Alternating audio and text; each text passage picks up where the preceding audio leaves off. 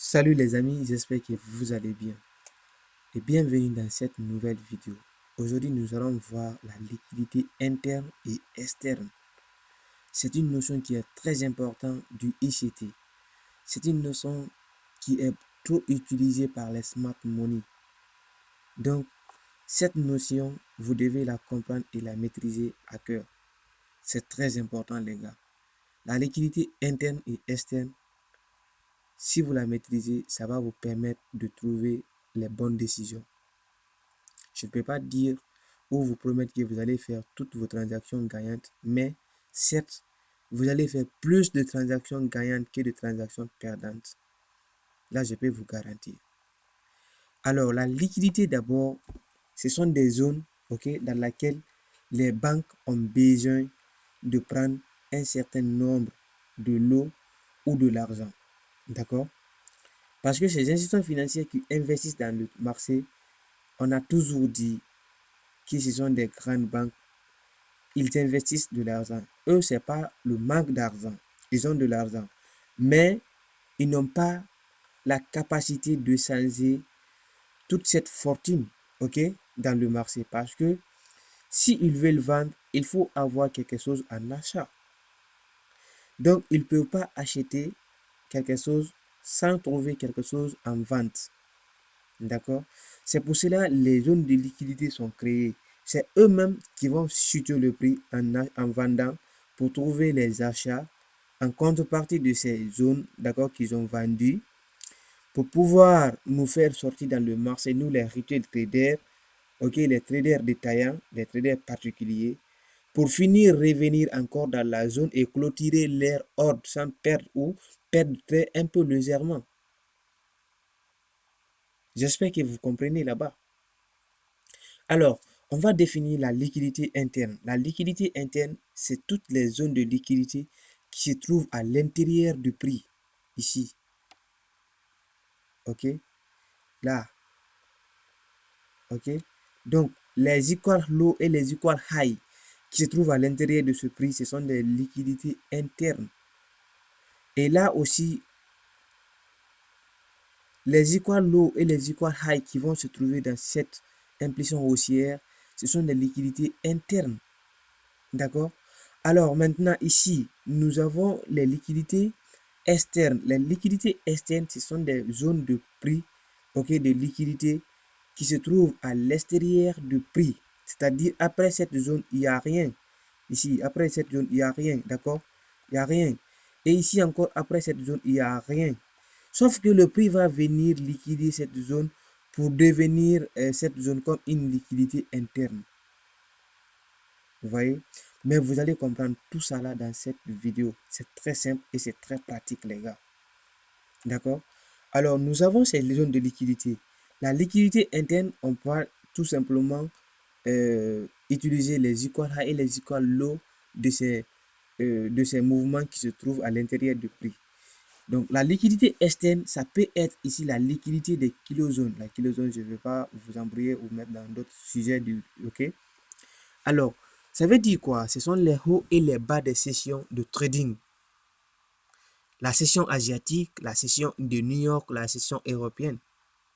Donc, ces hauts et ces bas de ces zones, on peut les définir comme la liquidité externe. Externe à la hausse ou externe à la baisse. Tout simplement, c'est de savoir c'est quoi la liquidité. Alors maintenant, nous avons compris c'est quoi la liquidité. Comment nous pouvons trader les zones de liquidité? Je vais vous faire un petit exemple. Est-ce que ici, cette zone de PY qui est là, si nous avons pris cette zone comme une zone de retournement, à la baisse, d'accord? C'est-à-dire, quand le prix arrive ici, on va vendre, d'accord, jusqu'ici. Là, du coup, nous avons perdu. Ou bien si nous avons joué ici, toujours en admettant que le prix va venir encore retoucher ici à nouveau. D'accord? Sauf que le prix ne va jamais faire, il va encore recommencer à la hausse. D'accord? Et n'oubliez pas qu'il y aura des mouvements sur ce trace-là. D'accord? Dans cette impulsion, il y aura des mouvements. Ou bien c'est ici, nous allons voir, notre sel, ou c'est ici. Donc, si vous avez une réponse, vous pouvez répondre en commentaire. Ou si vous n'avez pas de réponse, on va continuer. Je vais répondre la question dans cette vidéo. Alors, la première chose à faire, ok, il ne s'agit pas de trouver tous les PY, des PY, des PY, des hauts, des sommets, des bas. Non, ça ne marche pas comme ça. C'est-à-dire, à chaque time frame, vous avez à faire avec des hauts, des bas, des... Non, les gars, arrêtez. C'est de la connerie. D'accord? Arrêtez. Nous, qu'est-ce que nous allons faire? Nous allons définir notre range ou notre canal. C'est simple. D'accord? On va définir notre canal ici. D'accord? Notre canal qui est là. D'accord? On va le définir. Il faut savoir que s'il n'y a pas de prise de liquidité sur notre canal, d'accord, le prix ne peut pas monter. Le prix ne peut pas monter. Et encore, s'il n'y a pas de prise de liquidité au niveau d'ici aussi, d'accord, soit ici, le prix aura du mal à baisser. Vous comprenez? Il va falloir que le prix qui est là, il liquide ces zones ici. Il commence à liquider à l'intérieur ici maintenant. Quand il liquide à l'intérieur ici encore, il va falloir maintenant liquider cette zone. Ou s'il n'arrive pas à liquider cette zone, mais qu'il a liquidé cette impulsion haussière qui est là, d'accord, toujours, il va falloir maintenant baisser. D'accord? Alors, mais c'est simple. Nous, on va utiliser notre canal. Mais comment utiliser le canal? On va utiliser notre canal dans notre time frame idéal dans lequel nous allons réagir. Vous voyez? Donc, c'est simple. On va faire quoi? Nous allons d'abord regarder la tendance, ok? Si la tendance elle est haussière ou baissière, on va essayer de trouver en fait une opportunité d'achat selon la tendance du fond, ok? Ou selon le biais daily. C'est très important. Si vous avez le biais daily, c'est-à-dire la tendance du biais daily, vous allez comprendre réellement à quel moment vous allez agir dans le marché. Donc, supposons qu'ici, nous sommes en une heure, d'accord, jusqu'ici. Le plus haut, c'est ici, d'accord. On trace là-bas comme notre liquidité externe. Donc, on a tracé ici avant que le prix n'arrive, d'accord. Et là, c'est notre liquidité externe. OK. Ici, c'est notre liquidité externe aussi. Et là aussi, c'est notre liquidité externe. Donc, du coup, qu'est-ce que nous allons faire? Nous, on va tracer ces zones. Nous allons vérifier maintenant, on va vérifier ces zones à l'intérieur. Comment est-ce que le prix va liquider pour venir trouver une zone d'une balance ici, une zone de l'order block, ok, une zone de PY, ok, et encore avec le retracement Fibonacci, ok, pour les entrées, ok, que ce soit les entrées premium ou les entrées discount, ok, on va voir ça après. Alors, du coup maintenant, on va voir si le prix va venir réellement liquider jusqu'à ce qu'il vienne dans notre zone humble. Ok? Nous allons essayer maintenant de trouver des achats. Mais toujours, nous allons prioriser que le prix liquide une zone avant de pouvoir déterminer notre future direction du marché. Alors, quand le prix fait ça, il va essayer de casser cette zone. Et quand il casse cette zone, ok, on aura obligatoirement un retest. Le prix va se reposer dans un lit. Ok? Alors, parfois, vous allez voir des liquidités void. Ok? Bon, ça c'est autre liquidité. D'accord? On va voir ça après aussi. Et du coup, maintenant, ici, le prix va revenir. Souvent, le prix revient ici. Quand ça revient, on peut maintenant acheter jusqu'ici. D'accord? Mais, si vous ne voulez pas acheter, parce que c'est votre zone, ok, vous voulez trader à la baisse parce que vous avez vu une tendance baissière, c'est simple.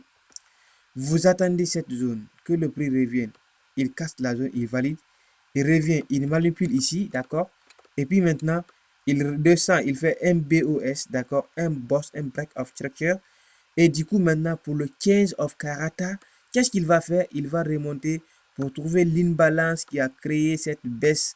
Il va clôturer maintenant les ordres de cette zone Et maintenant, finalement, il va continuer son chemin pour venir maintenant clôturer ici encore. Et s'il faut, il valide ici la liquidité et maintenant, il passe comme ça et il remonte. D'accord? On va voir sur le graphique réel. Vous allez comprendre. Ok les gars, maintenant on va passer par l'exemple concret sur le graphique réel. Alors, du coup, on va voir notre time frame idéal, le H1. On va prendre d'abord notre bas, ok, précédent. Notre bas précédent, d'accord. Et on va définir ici comme une liquidité externe, d'accord. Ici, c'est une liquidité externe. Alors, maintenant, on va voir maintenant le plus haut de notre sommet, ok, en H1, c'est ici. Toujours là-bas aussi, c'est la liquidité externe, d'accord. Là-bas aussi, c'est la liquidité externe. Maintenant, nous, ce qui nous intéresse, c'est ici. Qu'est-ce qui va se passer, d'accord? Le prix va faire des accumulations, il va manipuler et il va distribuer, d'accord? Ici, c'est notre range. Et si nous avons la définition de ce range, le range qui a été validé, d'accord? Nous allons attendre encore à nouveau que le prix revienne dans notre sommet. Ok? Si le prix revient ici, d'accord? Là, vous allez voir que ici, le prix, lorsqu'il est venu ici, il va commencer à chuter, chuter, chuter. Donc, nous, on va aller directement voir dans le time frame inférieur pour trouver la validation de ces zones. Donc, l'impulsion qui est là, ça, c'est liquidité void. On va voir ça après. D'accord? C'est une autre forme de liquidité qui est utilisée par les banques. Ça, c'est entre eux là-bas. Mais toujours, ça nous affecte nous aussi. D'accord? Alors, cette zone-là, on a utilisé comme le range ou le canal qui va nous permettre de savoir c'est quoi la liquidité intérieure, d'accord. Alors vous allez voir qu'ici, d'accord, d'abord ici, le prix a liquidé cette zone. Il est venu encore, il a liquidé cette zone. Maintenant, vous allez voir qu'ici, les equal high, cette bougie-là a créé la liquidité. Il est venu, il a tapé le bas encore. Il est revenu encore, il n'a pas tardé, il a encore rechuté à nouveau. Donc toujours, il avait quelque chose ici à prendre. Vous voyez, il y avait quelque chose à prendre. Donc, lorsqu'il va prendre ça maintenant, il va aller tout doucement. Donc, si notre bas précédent, d'accord, c'est-à-dire notre plus bas dans notre time frame idéal est touché, on va s'apprêter pour la demand zone. Et si nos hauts, ok, précédent est touché ou nous sommes à l'approche de notre zone du plus haut et qu'il y a l'imbalance qui bloque le prix, d'accord, parce que si il faut avoir une zone de demand ou de supply valide, d'accord, il faut avoir de l'imbalance, d'accord, un BOS, d'accord, pour avoir un rentrée. C'est pour cela dans le smart money, d'accord, on vous enseigne les OTI, Automatic Trade Entry. Donc on nous enseigne les entrées optimales. Vous voyez. Donc on va attendre maintenant que le prix va valider encore la liquidité ici. Vous voyez qu'il a liquidé ici cette zone, d'accord. Cette zone a été liquidée, il n'y a pas de souci, on s'en fout. Et il est venu encore, il a liquidé cette zone, il est revenu encore, la partie est là. Donc ici encore la liquidité est passée encore parce qu'il y avait à l'intérieur ici. Donc si vous allez prendre le M15 ou le M5 comme votre zone de liquidité, d'accord, ou votre zone dans laquelle vous allez réagir, vous allez voir des signes ici et vous allez voir des signes d'achat ici, d'accord. Alors maintenant que ici encore vous avez des equal low ici, on a des equal high qui ont été liquidés, donc le prix va maintenant réagir ici. Donc vous allez voir qu'ici il y aura également l'imbalance, d'accord. Donc quand on a l'imbalance, c'est réellement un bon signe. Parce que l'imbalance, ça nous permet de valider une zone. D'accord? Ici, l'imbalance est là. C'est-à-dire, ok,